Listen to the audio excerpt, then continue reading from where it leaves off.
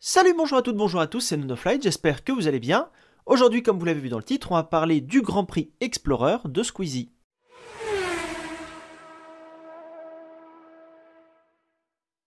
Alors dans cette vidéo, vous voyez, on va parler du Grand Prix Explorer, on va parler aussi bien de l'événement en lui-même, ce que ça implique pour le streaming français, ce que ça implique au niveau coût pour Squeezie, l'organisation. On va parler également du circuit Bugatti du Mans, avec son planning et exactement son tracé.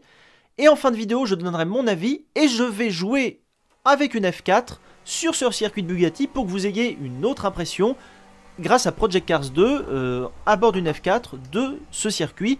Et on va voir un petit peu le temps que je vais mettre exactement. Alors, je vous ai sélectionné plusieurs liens. Le but, c'est d'être précis et assez rapide. Tout d'abord, Squeezie a décidé depuis plus de 2 ans, il y a environ à peu près 2 ans d'organisation pour organiser cet événement.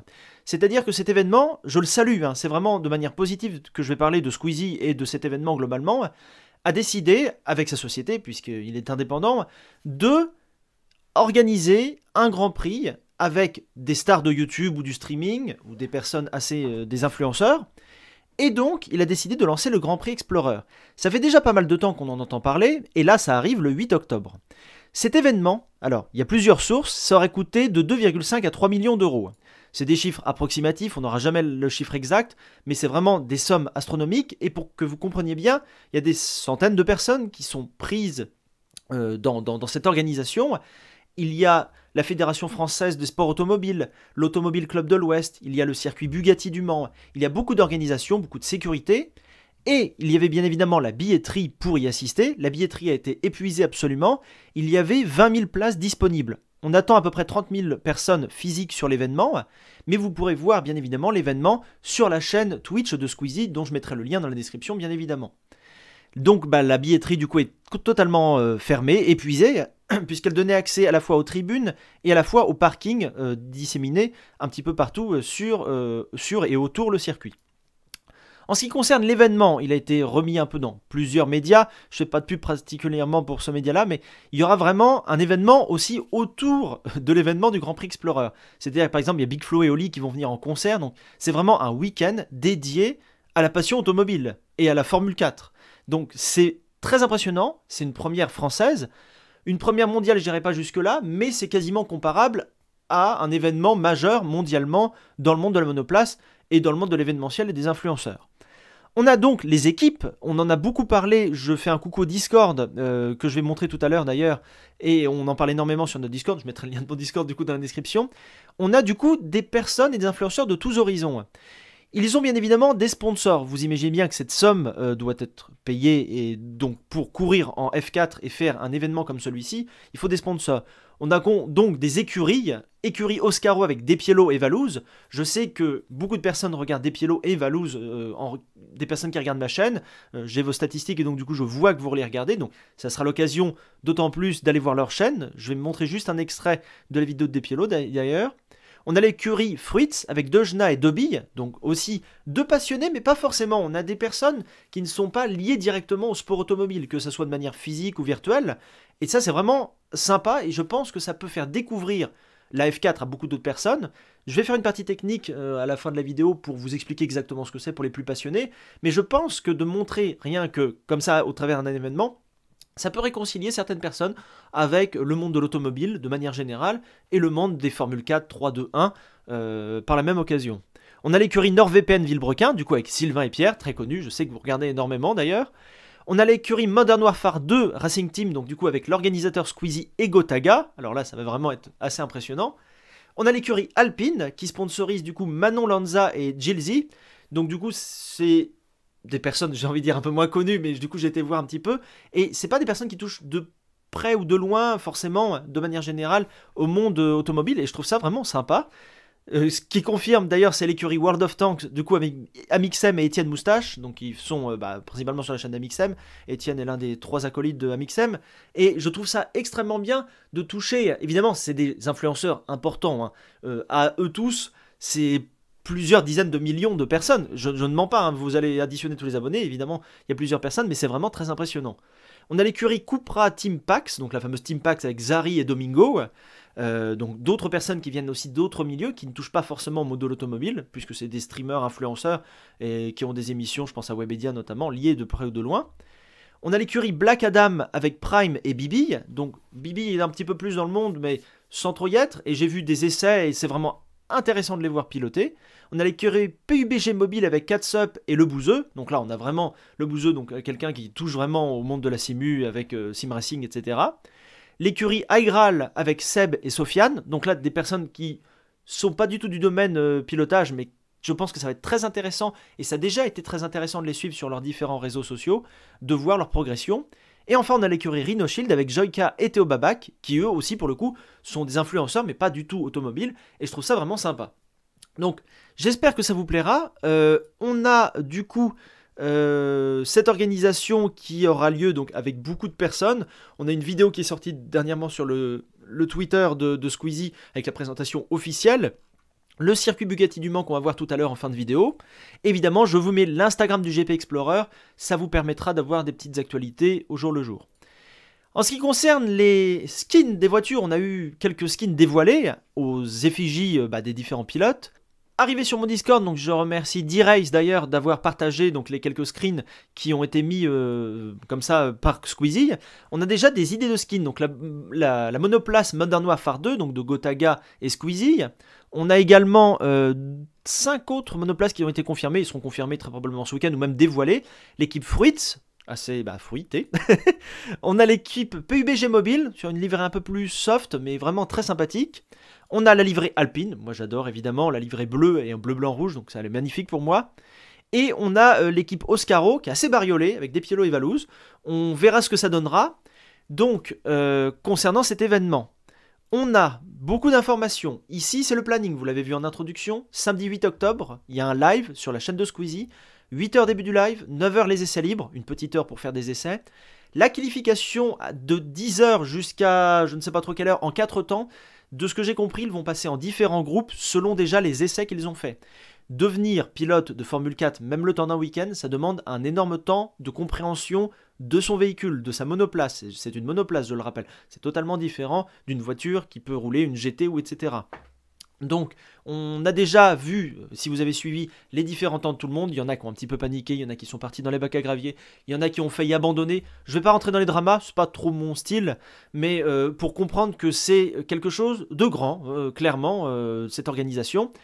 Et donc, du coup, suite à cette qualif, on aura le début de la course à 17h, la course qui n'est pas prévue de durer plus d'1 heure, même moins.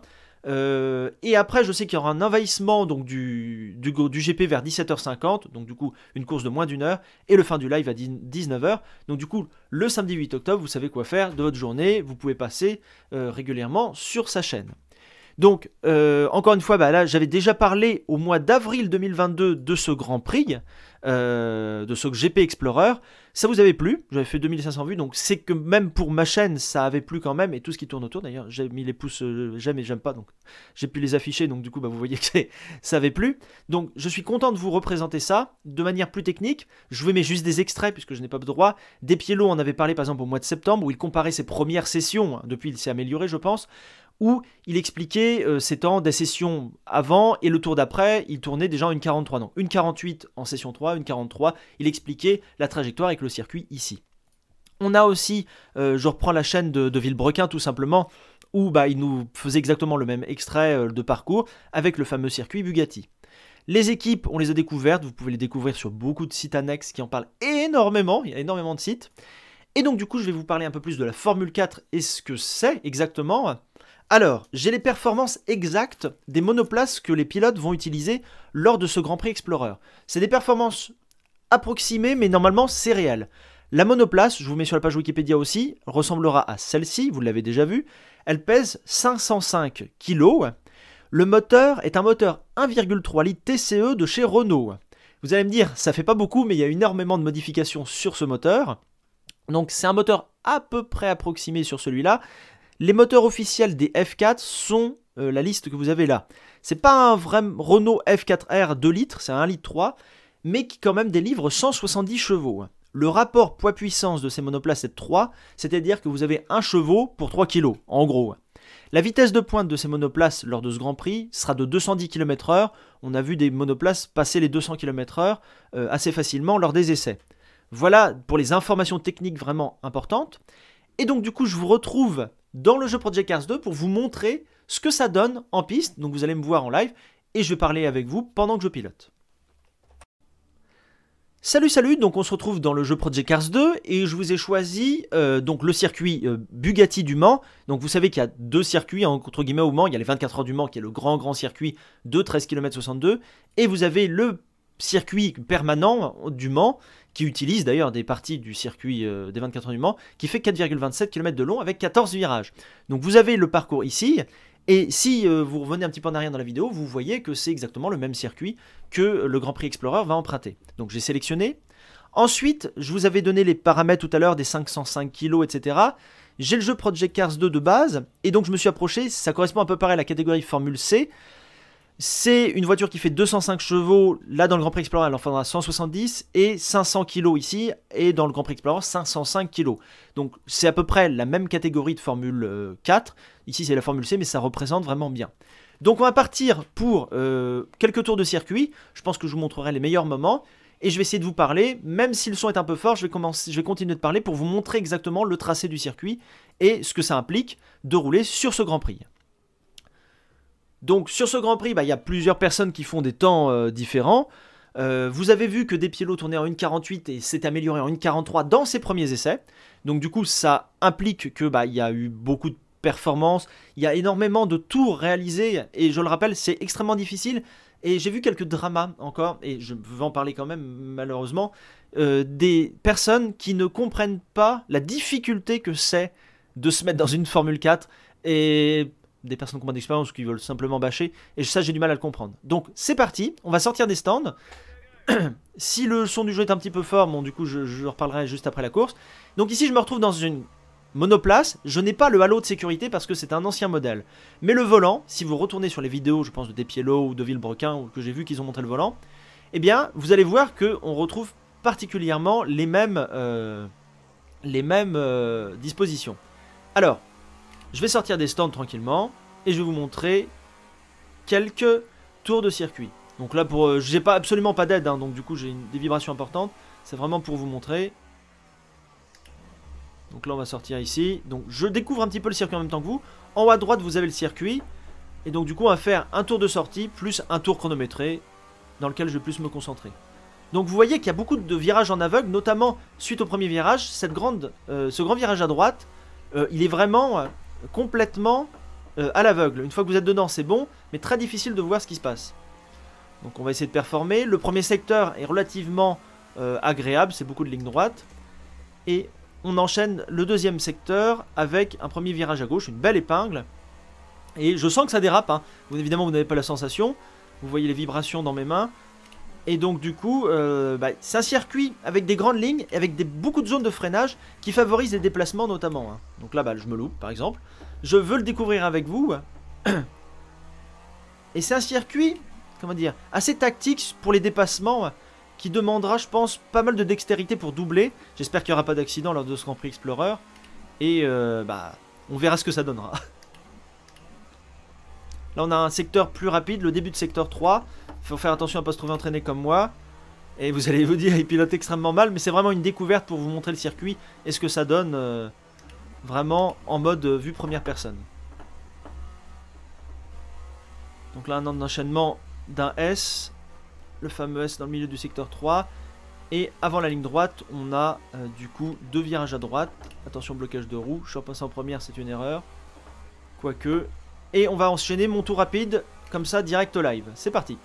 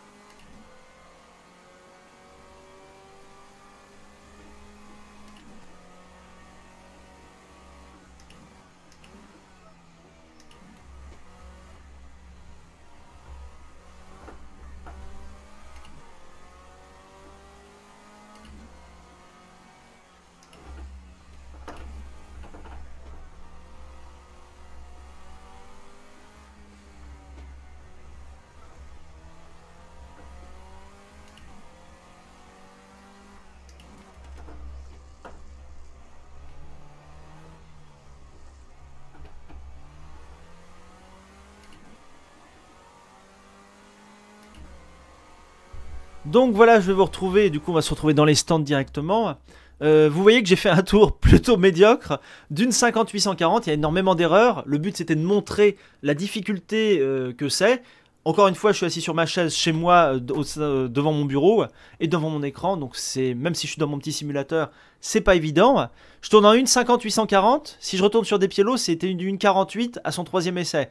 J'ai une voiture à peu près dans les mêmes performances, voire un peu plus performante. Donc du coup, c'est pour vous montrer ce que c'est réellement ce circuit Bugatti du Mans. J'espère que ça vous plaira aussi, cet événement. C'était pour faire un petit coup de pub aussi, même si évidemment j'ai pas du tout l'impact que tous les influenceurs ont sur cet événement, mais je suis content que ce type d'événement arrive en France. Et il se passe pas grand chose de nouveau. Enfin, il y a une continuité dans le monde automobile et c'est très bien, mais on sait que c'est très difficile, et de voir une nouveauté dans le monde automobile et surtout en F4, en Formule 4, c'est d'autant mieux. Voilà, j'espère que la vidéo vous a plu. Moi, ça m'a fait plaisir de la présenter. C'est un petit coup de cœur comme ça en milieu de semaine pour vous rappeler qu'il y a ça ce week-end. Donc samedi 8 octobre, l'événement de Squeezie, le Grand Prix Explorer. Je vous remets les dates évidemment en conclusion. Et du coup, on se retrouvera peut-être en live sur Twitch pour voir ce Grand Prix. Et j'espère qu'il n'y aura pas trop d'accidents. Mais normalement, ça devrait aller. Et encore merci à Squeezie d'organiser ça tout simplement. En tant que simple français et simple passionné d'automobile, on peut dire que ça. C'était Nonoflight, le petit abonnement sur ma chaîne si vous voulez découvrir le monde de la F1, le pouce en l'air, ça me permet de m'aider aussi bien évidemment, et le commentaire pour savoir ce que vous en pensez exactement de ce Grand Prix Explorer. C'était Nonoflight, salut salut.